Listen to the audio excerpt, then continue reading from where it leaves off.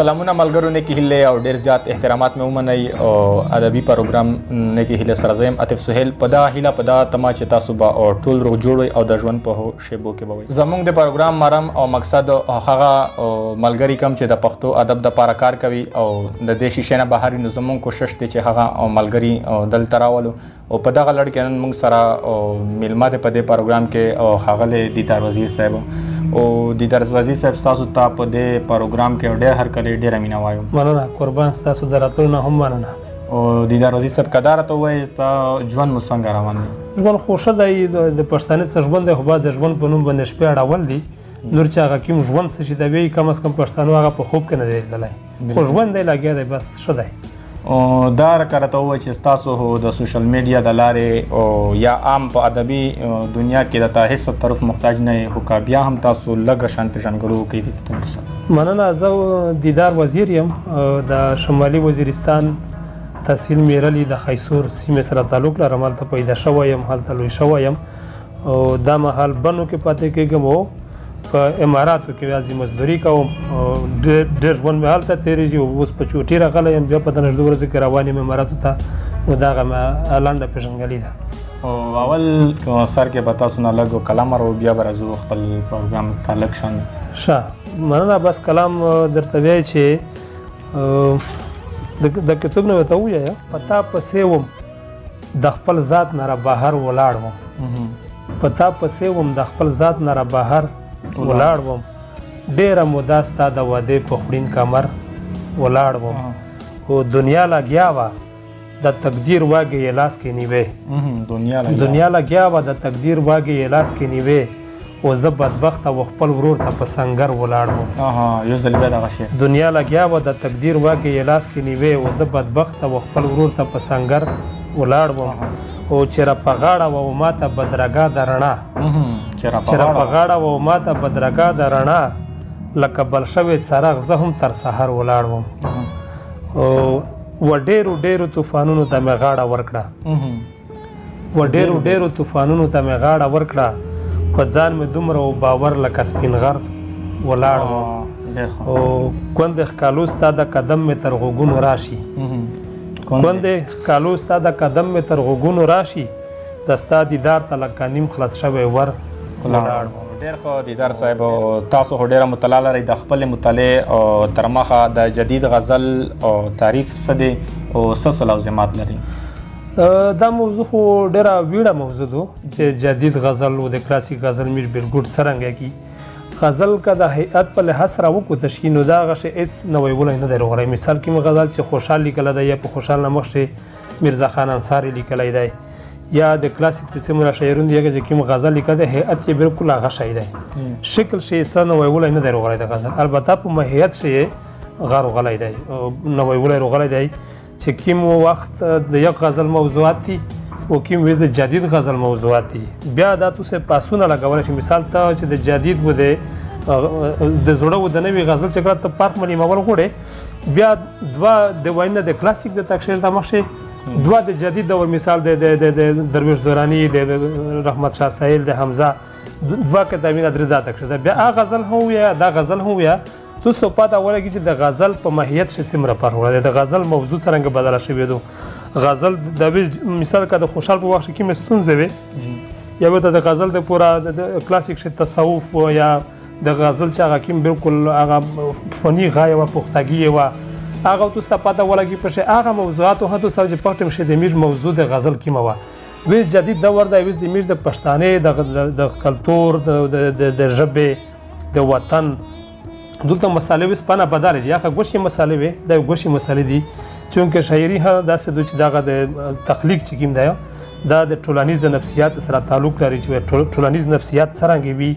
ټولنیز نفسیات د څه شي نه متاثر شوي وي د څه شي نه اغېزمن شوي وي نو شاعر ها دغه ټولنې برخه وي هغه موضوعات چې کومه په ټولنه شي په گردش وي هغه روخلي لیکي تخلیقوي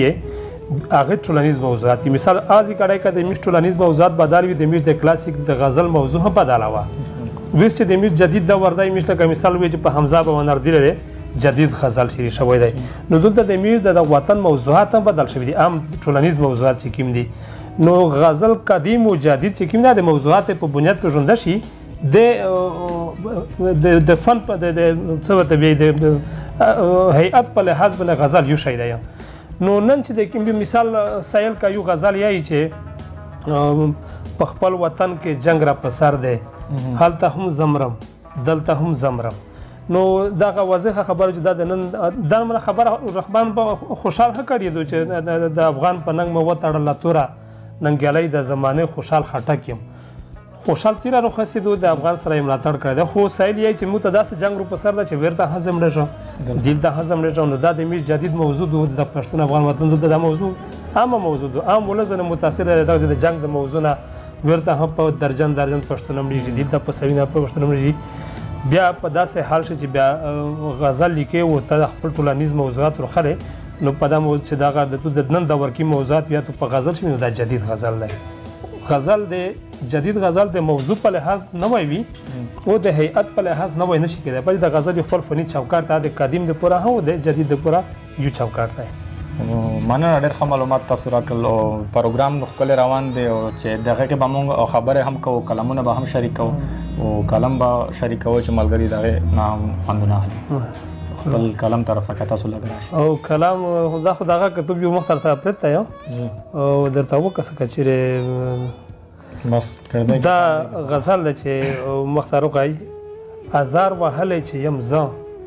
نو ازار چاته وکړم ازار وهلی چې یم زه نو ازار چاته وکړم زه مې د خپلو شکستونو اظهار چاته وکړم او د مینې صد تیره څڅېږي له ملالو سترګو چې تا ته نه ګورم اشنا بیا اقرار چاته وکړم د مینې صد تیره څڅېږي له ملالو سترګو چې تا ته نه کوم اشنا بیا اقرار چاته وکړم او زه چې ترې تلم د رنجو خال یې ورنهو په ګوته زه چې ترې تلم د رنجو خال یې ورنهو په ګوته ویل یې ته چې نه یې هسې سینګار چاته وکړم. او شعر د خواهش سنډم په دې فوټپات لکه ایرا د سیګرټ خواهش سنډم په دې فوټپات لکه ایرا د سیګرټ چې ته مې وبایللې نور انتظار چاته وکړم. خواهش سنډم په دې فوټپات لکه ایرا د سیګرټ چې ته مې وبایللې نور انتظار چاته وکړم. او و ډېرو ښکلو ته مې خپله برخه ورکړو و ډېرو ښکلو ته مې خپله برخه ورکړو دیدار وزیر حضرت د یو خو انکار چاته وکړو. بل کلام دا غزل ده چې کوم معطر بدن خپل کړی دی هوا راغله کوم معطر بدن خپل کړی دی هوا راغله هاي دا د چا د لونګین خوشبو تر ما راغله. ډېر ښه. د محبت لټونه چرته به پړاو وچوو د محبت لټونه چرته به پړاو وچوو مخامخ ګوره د نفرت ډکه صحرا راغله او چې په مقصد د فریبجنې زمانې پوهه شوم چې په مقصد د فریبجنې زمانې پوهه شوم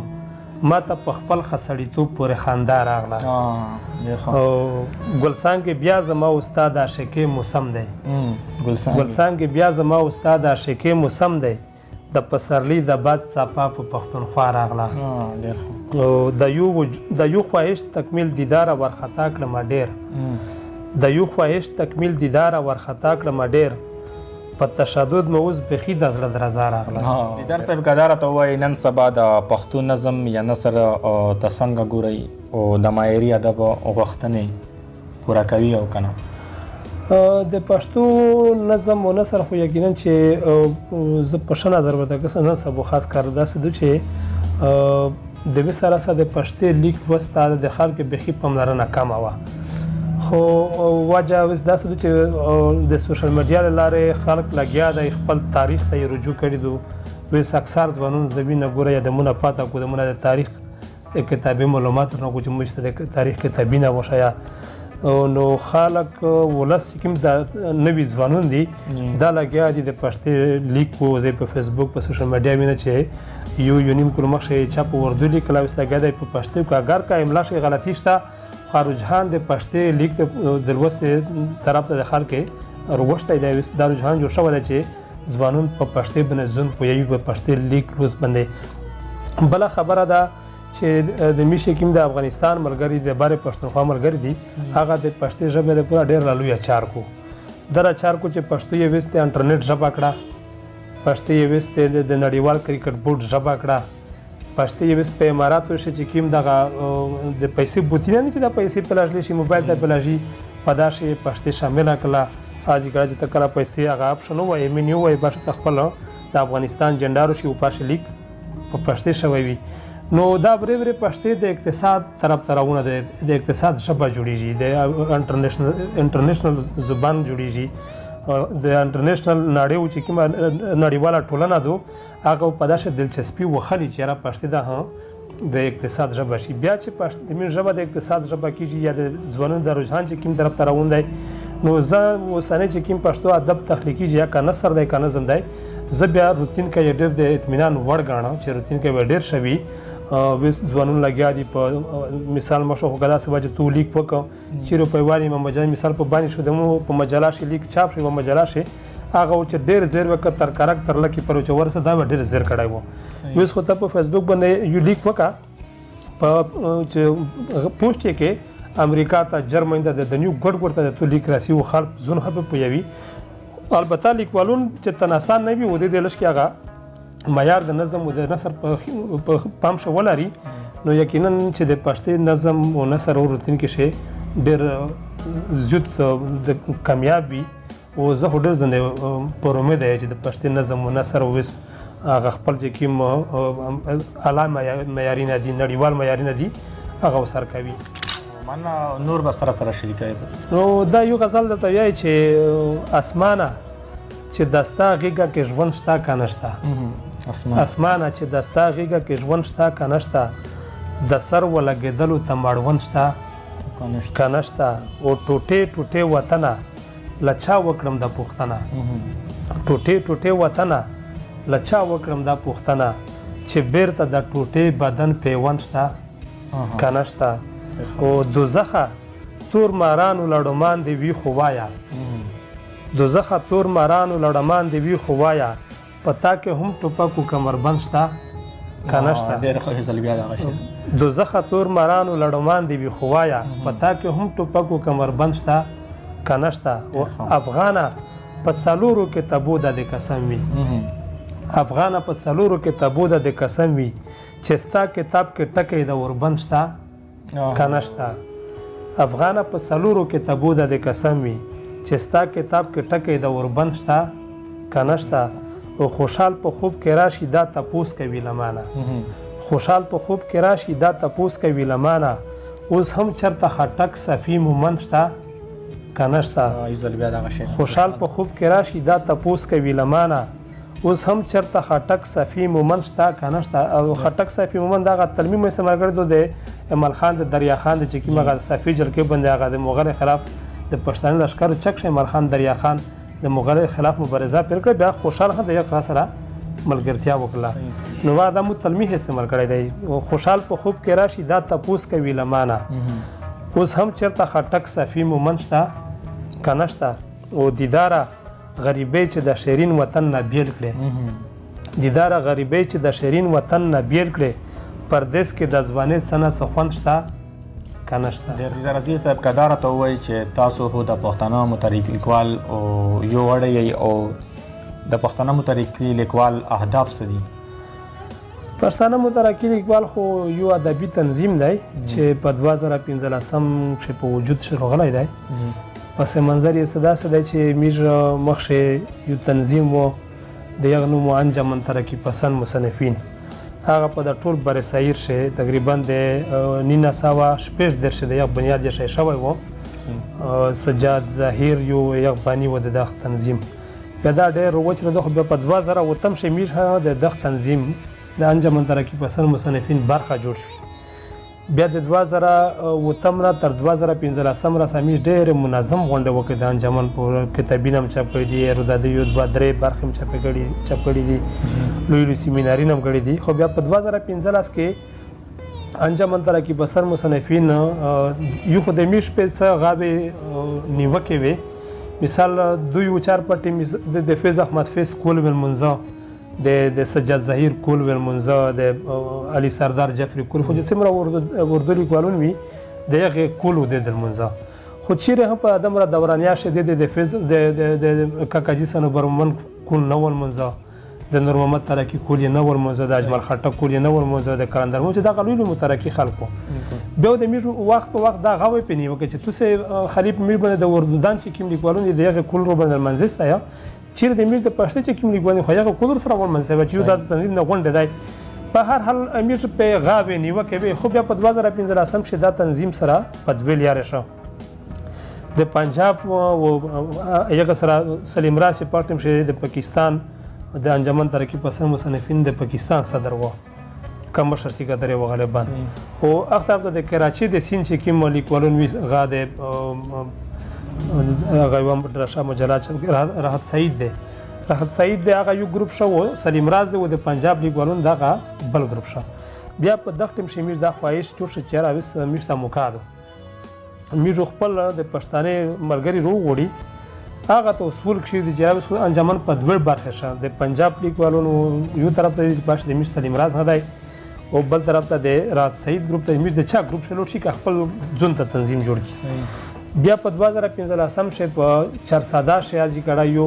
المسلم کالج و پرایویټ و حاجی کړه بیا میش تقریبا څه د شپته بیا کسو لیکوالون د پښتونخوا د بیره بیره سیمینار وغوښتل هغه ځي بیا میش غابر ک دا دوه تجویزونه وکړي چې میش د راحت سعید په ګروپ شلوټ شي کا د سلیم راز په ګروپ شلوټ شي کا خپل ځون د غوښه د پښتانه تنظیم جوړ کړي. بیا پازي فیصله داسې وشوله چې میجو بیا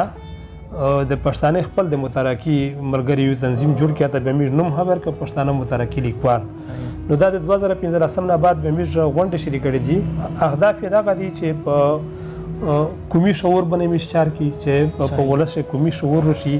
د هر قسم بنیاد پرستی انتها پسینه د ټولنه باج کی د وطن چې کوم اساسي ستونزې دي په دا خبره وکي د ستونزې حل وروسي د شعر او د ادب د لارې یعنی د میج ادب چې کوم دی هغه میش تنظیم ادبي هداي او سیاسي هداي سیاسي په دا معنی چې امیر وټینه ته داري امیر د یو پارټي سره یا امیر د یو بل سره خو سیاست ته د یو ټولنې لپاره شرط دی. نو ادب او سیاست په خپل منځ سره لازم او ملزم دي. مثال یو سړی چې د ژبې لپاره چار کې د خپل پښتو ژبې لپاره دا په غوړ سیاست دی. مثال ته چې ژبه غني کول غوړي یا خپل ربه ته پرمختګ ورکوي خدا ته د کوم پرمختګ غوړي د وطن پرمختګ غوړي چې ته دا غوړي په ذات سیاست دی. نو میږه دا بالکل ادبي سیاسي تنظیم دی خو غټه وجه ده چې د هر قسم بنیاد پرستی انتها پسندې د هر قسم منفي رویې میږ ضد چار کی او کوشش دا کی چې کوم ته په شعوري توګه باندې یو داسې د پرمختګ لار وشي چې په هغه د کوم د وطن روتین کې خوندي وي. نو دا د میږ هدف دا غره د پښتنو مترقي لیکوال او مننه په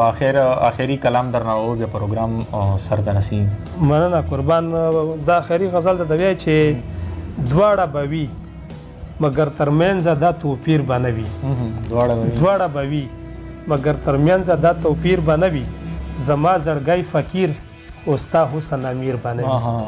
دواړه بوي مګر ترمنځ دا توپیر بنوي زما زړګي فقیر او ستا حسن امیر بنوي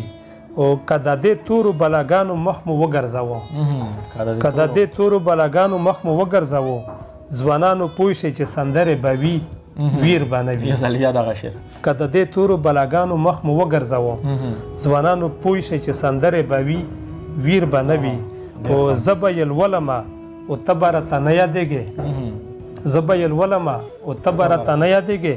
داسې کتاب چې پکې پروت دستا تصویر بنوي. او محسوسومه د وطن د هواګانو غرور محسوسومه د وطن د هواګانو غرور یو وخت براشي چې تورخم بوي زنجیر بنوي. یو ځل بیا دغه شی محسوسومه د وطن د هواګانو غرور یو وخت براشي چې تورخم بوي زنجیر بنوي. یعنی ز بیا به هم لیکم داسې پیکا سندره یعنی ز بیا به هم لیکم داسې پیکا سندره چلان د ستا د سرکو شوندو تر تاثیر بنوي او په پښتونخوا به ویراغلی په سرلای د سولې په پښتونخوا به ویراغلی په سرلای د سولې خو هاي افسوس ارمان دي در وزیر بنوي. پروګرام سر ته رسیږي دي در صاحب کا تاسو په اخره کې خپل مینوال ته څه پیغام ورکول غواړي؟ نو پیغام خو اکثر چې لوی شخصیت وي پیغام ورکوي خو شخصیت نه وي خو رحمان بابا یو شعر ویلی دی چې کر د ګل وکړه چې سیمه د ګلزار شي از غي مکره په پښتو کې به د خار شي د دغه شعر چې کوم پیغام دی نو زه خو ولسته بار یا چې د رحمان بابا توسه چې په دغه وشر باندې عمل وکړای د توسه وطن د توسه ټولنه او ګل او ګلزار شي چې توسه نفرتینه ما په لور وستای توسه د کوم د پوره هغه نیکه چار چې د افسر د کوم د بچونو مستقبل جوړیږي کوم په سیاسي حواله مضبوطیږي کوم په اقتصادي حواله مضبوطیږي توسه کوم ته مخشرغه چار وکستای چې توسه کوم جوړ کستای توسه وطن جوړ شي چې توسه زون جوړ کستای توسه وطن جوړ شي وکړه کوم تبا کوي وطن تبا کوي زون تبا کوي او فامیل تبا کوي لہذا د کوم د جوړولو کوشش ته خلکو چې کوم جوړ شي او ډېر امانه ملګرو دا دیدار صاحب چې موږ سره ښه معلومات شریکل او خپل کلام یې موږ سره شریکو په مخته پروګرام کې به بیا د نوي شاعر سره معرفي کیږو تر هغه وخت موږ ته راکړئ اجازه د لوی الله